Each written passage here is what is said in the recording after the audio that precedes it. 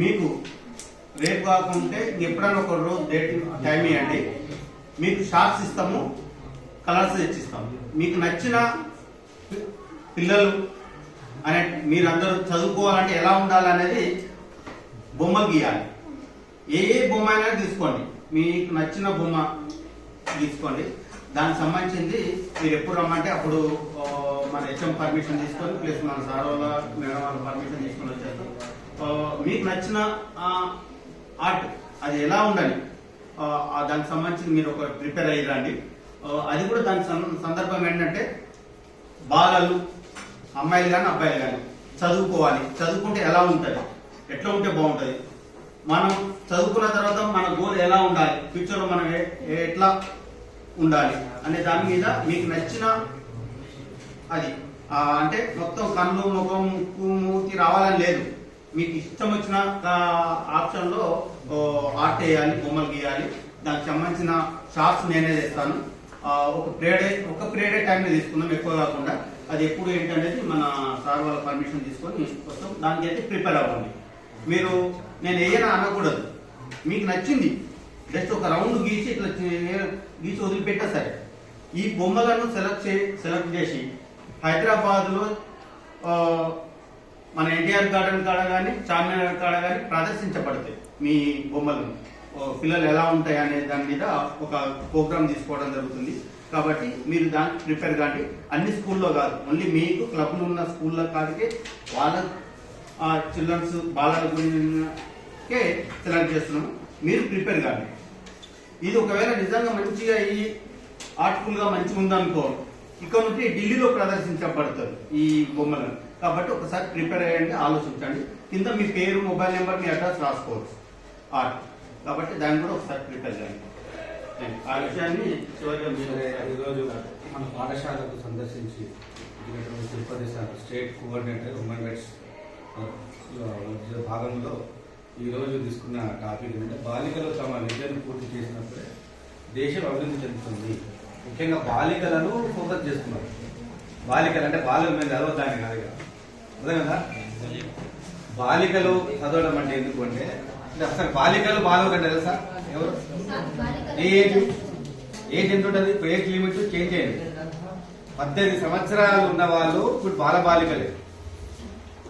18 సంవత్సరాలు ఉన్న వాళ్ళు బాలబాలికలే. ఖచ్చితంగా మీరు ఏదో స్కూల్లో చదవాలి, పనిలో ఉండొద్దు.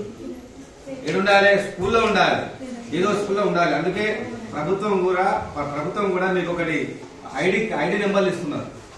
బయట ఉండొద్దు, బయట కార్మికులుగా బాలికలు కావద్దు, బాలులు కాదు, అబ్బాయిలు ఉండొద్దు, అమ్మాయిలు ఉండొద్దు. ఖచ్చితంగా పాఠశాలలో చదవాలి. అంటే బాలికలు చదవడం వల్ల ప్రయోజనం ఏముంది ఈ దేశానికి అంటే ఇక్కడ చూడండి. ముఖ్యంగా బాలికలు చదువుకుంటే, అమ్మాయిలు చదువుకుంటే ఫస్ట్ బేసిక్ లా ప్రారంభంగా 2 కుటుంబాలు బాగుపడతాయి. అవునా? ఏ కుటుంబం? చూసిన అత్తగారి ఇప్పుడు గుర్తొస్తుంది. పుట్టినిల్లు మెట్టినిల్లు.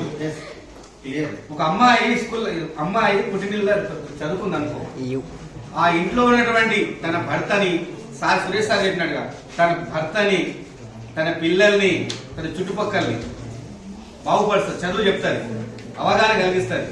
చదువు అంటే ఉద్యోగం ఇవ్వడం కాదేడా, ఒక తెలివిని నేర్పడం, ఒక మంచి ప్రవర్తన నేర్పడం, ఒక క్రమశిక్షణను నేర్పడం, ఒక దారిని చూపడం. చదువు ఉద్యోగం ఇచ్చేది కాదు చదువు. అర్థమైందా? ఏమిటది? కుటుంబం. తర్వాత పెళ్ళైపోతుంది.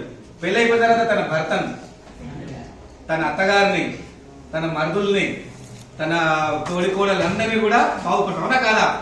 మరి దీనివల్ల ఏమైంది? దీనివల్ల ఒక 2 కుటుంబాలు బాగుపడతాయి, మళ్ళా కొన్ని కుటుంబాలు, మన కుటుంబాల వల్ల మళ్ళీ ఒక గ్రామం వల్ల ఒక మండలం వల్ల దేశం. అదే ఇంకా కాన్సెప్ట్. చూసిరా? అమ్మాయిలు చదువుకోవడం వల్ల ఎంత. ఇప్పుడు ఏం చేస్తున్నారు అమ్మాయిలు? ఈ ఫేస్బుక్లు, ఇన్స్టాగ్రామ్ ఇక్కడ రావడం నిన్ననే చెప్పిన నేను. సోకులు పడుతున్నారు. సోకులు వాళ్ళు ఏం చేస్తారు? తల్లిదండ్రులు ఏం చేస్తారు? 18 సంవత్సరాలు కాకముందే ఈ పిల్ల శారీ సోకులు పడుతుందిరా, నా పేరు ఖరాబ్ చేస్తుందిరా, నాకు అది చేస్తుందిరా, పెళ్లి చేసేస్తా. ఎందుకంటారు అట్లా పేరెంట్స్? మనం సరిగ్గా మన ప్రవర్తనను, మన క్రమశిక్షణగా మనం వెళ్ళడం లేదు. టీచర్లు చెప్పింది వినలేము, సమాజంలో కొంచెం మంచి వ్యక్తి కానీ మేధావులు చెప్పడం వల్ల వినడం లేదు వల్ల అట్లా వాళ్ళు ఆలోచన అట్లా పోతుంది. కానీ ఖచ్చితంగా 18 సంవత్సరాల వరకే, ఖచ్చితంగా 18 సంవత్సరాలకు రోజు తక్కువ ఉన్నా కానీ అది బాల్య వివాహం కిందకు వస్తుంది. ఖచ్చితంగా 18 సంవత్సరాలు ఉండాలి. చాలా పెళ్లిళ్ళు కూడా మేము ఆపించినాం బడంపేటలో ఉన్నప్పుడు. బాలాపురం సార్ చెప్పిండు కదా, ఒక 4-5 పెళ్లిళ్ళు 14, 13, 14 సంవత్సరాలు పెళ్లి చేసినప్పుడు ఆపించినాం. యాదగిరిగుట్ట కాడికి పోతే కూడా పట్టుకొచ్చినాం తహసీల్దార్ని, అంతేగా సార్ తిరుపతి సార్, తహసీల్దార్ని, ఏరియా అంగన్వాడీలను అందరిని పట్టుకొని వాళ్ళని పార్టీ చేసి పట్టుకొని వచ్చి, సరే 10th అయిపోయిన తర్వాత ఇంటర్మీడియట్ 18 సంవత్సరాలు దాటిన తర్వాత పెళ్లి చేసి.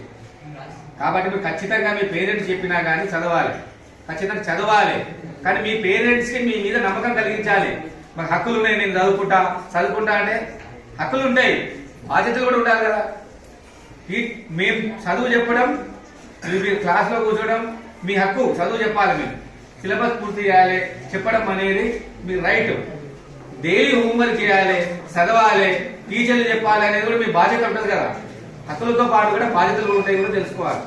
కాబట్టి ఖచ్చితంగా బాలికలు ముఖ్యంగా ఏంటంటే చదువుకుంటే 2 కుటుంబాలు, తద్వారా కొన్ని కుటుంబాలు, తద్వారా గ్రామం, తద్వారా దేశం అభివృద్ధి చెందుతుంది. ఇప్పుడే వచ్చినటువంటి మన మేడం గారికి కూడా వెల్కమ్ చెప్తూ గోరీ మేడం కూడా ఒక 2 మాటలు ఏం లేదు, 2 మాటలు. ఓకే సరే, థ్యాంక్ యూ మేడం, వెల్కమ్.